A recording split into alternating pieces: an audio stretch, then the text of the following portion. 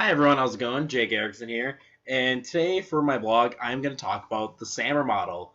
For those of you who have never heard of the SAMR model, here's kind of the overall basic. You have at the bottom level substitution, so that's basically taking your app or whatever technology you're using, and it just switches something like writing down on a blank notepad in paper, or else is going into Notepad on Windows and using that. It's substitution, no functional change. After that, you go up to augmentation. Detect acts as direct tool substituent with some functional improvements. So that'd be going from Notepad to Word.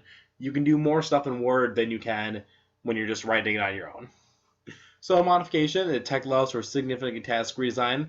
So say at this point, if you were taking notes, all of a sudden go into Notability or apps like that. And the redefinition, tech allows for the creation of new tasks previously inconceivable. So I found a really cool site about how we can apply SAMR to classroom tasks. So here's the different couple classroom tasks that we usually have in classes. So here, as you can see here, note taking.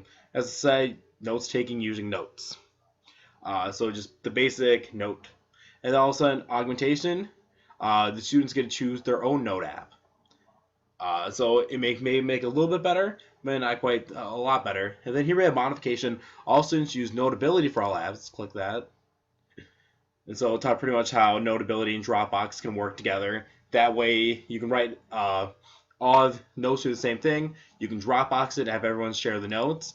And then here you have teacher has access to all notes. And going back to this, how using Notability and Dropbox together, suddenly the teacher has access to everyone's notes, and they can make corrections to the notes and help the students understand what their note-taking really is. And that way they can actually see, too, if students are struggling, they can see what students might be struggling with their note-taking and how that reflects in their tests.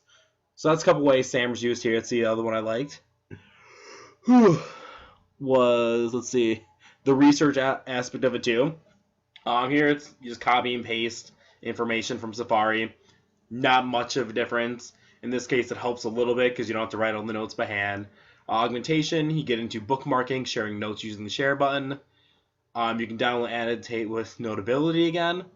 But the other one that I was like they brought up was collaborative mind maps. So using Poplet over here. It's making me log in again. Oh, I forget that. I showed you Poplet at a different time.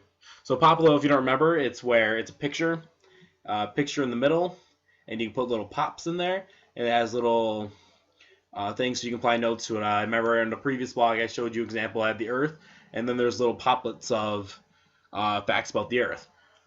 But in this case, multiple people can edit it. So yeah, so that's SAMR. SAMR is something's really cool, and we always want to try and get up higher on the SAMR model. Like I've said many other times in my blogs before, you never want to pick an app and then create a lesson around it. You want to create your lesson and then think, okay, what can I use to enhance this? Alright, so that's my little blog on the SAMR model. Thanks for listening. Bye.